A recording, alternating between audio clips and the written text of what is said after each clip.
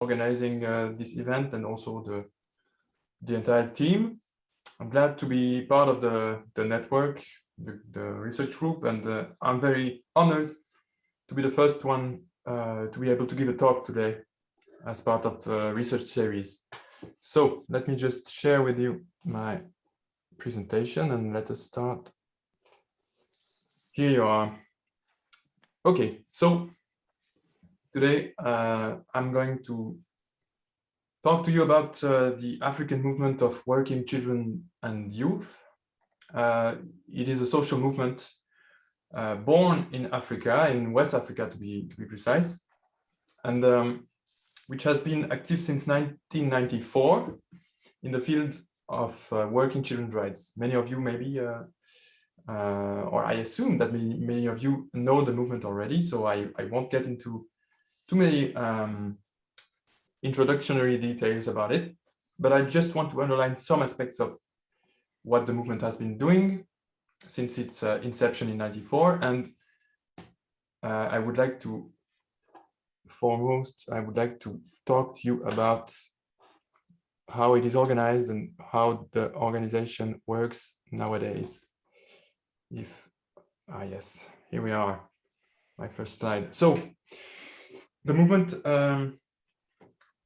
since its creation in 1994, has been a collaboration, so to speak, between two organizations. The first one being Enda Jeunesse Action, which is an NGO created in 1985 in Dakar, Senegal,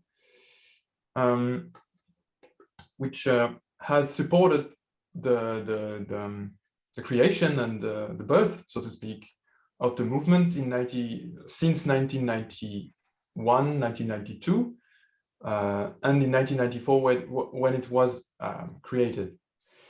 There you can see a few figures dating back to 2015 when I began my ethnographical studies of the movement. I just want to add that the information I'm basing my research on, my thesis and the talk I'm giving to you today, is based on a year of field work. I attended many sensitization sessions, workshops, organizational meetings, and so on and so forth of the movement. And also I studied, as a second part of the fieldwork I did in Senegal, in Dakar, and in Saint-Louis, I studied working child labor as such. I wanted to understand how child labor was related to the movement's rights or right claims and rights advocacy. So here you can see there are a few levels to the movement here in a hierarchical order. So 27 countries in 2015. Today there are 28. That is, there are as much countries affiliated to the movement as there are in national coordination. That's the term the movement uses to describe the NGOs or affiliated NGOs who are working to further the movement's programs and to implement the movement's programs in diverse sub-Saharan African countries. A lot of, as you can see, the movement is big in size and has more than 250,000 active members under the age of 18. That's a big movement, as you can imagine. It's as big, I don't know if it's as big, but it is comparable to those movements that exist also in Latin America or in India. I want to underline here quickly one of the biggest feats of the movement since 1994, and actually in 1994, children gathered by the early movement, so to speak, came up with a list of 12 rights that they deemed to fit African children better than the CRC, the Convention on the Rights of the Child, or the African Charter. They are not, the movement doesn't think this list should replace these conventions, but it has been inspired by them and it complements them in the view. One of the rights that you can see here on the list is the right to be taught a trade, which is one of the more, I would say, controversial, but maybe also one of the more defining rights that the movement has come up with and its members. It is similar, although not exactly the same as a claim to have a right to work for children, which is why, as you can imagine, it has been controversial, at least at the UN and at the ILO. Nonetheless, the movement has been able to advocate for these 12 rights and also for this right in the right to be taught a trade specifically. And I will show you in the end of my presentation how difficult and how great of an accomplishment that has been. Now I would like to talk to you about the organization itself. It is only a peek at the movement's organization. Of course, we do not have enough time to go into details. I would kindly ask you to read my thesis if you have the time, which of course I will publish a book out of it. So maybe you can wait for the book. For much more detailed and nuanced perspective on that topic, but I want to highlight a few points here. And the first one is the movement is well known, as are other movements of working children around the world. The African movement is well known for sending children delegates to high-level conferences, international conferences on child labor. For example, the 2017 global conference on the elimination or eradication of child labor organized by the ILO in Buenos Aires. There were a few members of the movement there representing it and taking the stage to talk about its programs and the way it works in sub-Saharan African countries. So what is specific about these children is they are selected to be under the age of 18 largely because of the rules that apply at such conferences. It is largely accepted in UN circles that children are human beings under the age of 18. It is not controversial to say that, and not at all special to say that. It's obvious to say that to a Western audience, but it is not as obvious to say it among an African audience, because, as many of you maybe know, African societies are partly age-based societies, so organized around the right of elders to have more respect or more power than young people or young members of the society. It is a very kind of a shortcut that I'm taking here. Once again, I do not have the time to dwell upon that. But suffice it to say that the children delegates sent in these conferences are not children that have been selected by the movement, but they have a history of collaboration with the movement.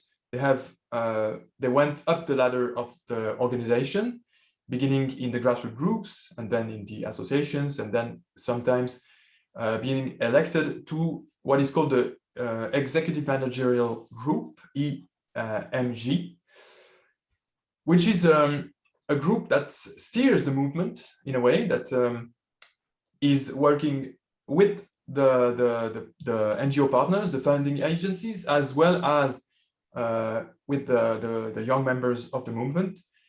And those members are sent to these conferences and are very knowledgeable of the movement, and also are trained in understanding the discourse, the UN discourse on child labor, so that they can, in a way, bridge the gap between the two extremes. So the second point I want to make here is that the movement is, in my opinion, in my view, and viewed in a sociological perspective, a network of broker of children's rights. What do I mean by broker? I mean they are intermediaries placing themselves, I should say, between Western funding agencies or international NGOs, being it Save the Children, Plan International, or others, governments that want to fund the movement and its activities, and the targeted groups, the children, so the children in that case, children that are found in the grassroots groups of the movement. So in between these two extremes, these two poles, are found these members, these trained members of the movement, which are sometimes, very often, I would say, members of the upper echelon of the internal organization of the movement, which are translating, so to speak, either the language of UN, the UN language or discourse on children's rights and working children's rights to the populations they are trying to help, or the opposite way, which is what I try to bring up in my thesis, from the populations they are trying to serve to the UN. So they are trying to change what it means for a working child to have rights and what rights they should have. They are trying to do so. And of course, there is a lot of room for agency, I would say. These children are not, they are, in my case, I did my research in Senegal, which is a poor country. They sometimes play for themselves. They exert their agency to bring what the movement can bring to them in their direction or in the direction of those who are significant to them. It goes both ways, of course. They give a lot of their time, a lot of their energy to the movement, and the movement also, in a way, puts them in positions of power in their countries, in their respective countries or communities. So this is maybe something we can tackle later on, because it's a vast topic and I don't want to give you too broad of a stroke of what that means here. And I want to end my presentation by speaking to the translation of children's rights by the members, the child delegates of the movement. One of the striking examples of that during the movement's history was their ability, their capacity to be invited and to take part in the 2002 World Summit for Children at the UN in New York, when they had been working since, one could argue, since 1994 to get in a position to be heard by the UN and to be taken seriously as a partner or as an NGO like any other ones that are accredited to to participate in such debates. They have been one of the myriads of members discussing the document that was going to be drafted those 2 days in May of 2002 at UN. The document is called, it's a resolution, and it's called a World Fit for Children, I think. And what they have tried to bring up there is the right for children to work and to learn or to be taught, to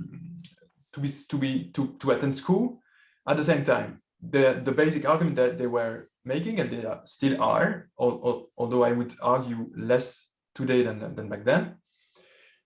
The basic argument is, if children have to work, and in Senegal, according to my study, at least, it is obvious that some children have to work. They don't really have a choice. And even if they have a choice, school is not necessarily the best option for them. for them to build a great future for themselves. So based on that, the movement argued at the UN that it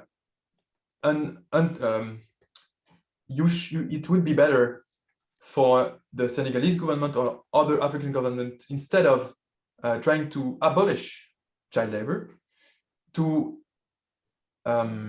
try to help those children who are working by giving them, for example, special classes in the evening, or during moments or during times where they have some pause or some time to do something else than work. They have not been listened to back then in 2002, which is maybe why they since then have backed off a little bit from this stance, in my opinion, at least. I think nonetheless that this is an absolutely breathtaking accomplishment for the movement, and one should not underestimate the tremendous work that went into bringing these young children from Africa to the UN in New York, and having them being able to express themselves clearly and to make their points. Of course, at the UN, they were amongst many other NGOs that do not share this point of view on child labor, and thus they were not listened to. And that's it. That's it for my presentation. I hope I have not taken too much time. Edward? You're good, Nicolas. You're very good. Fantastic. Well, then thank you for listening to this, and I'm looking forward to the questions.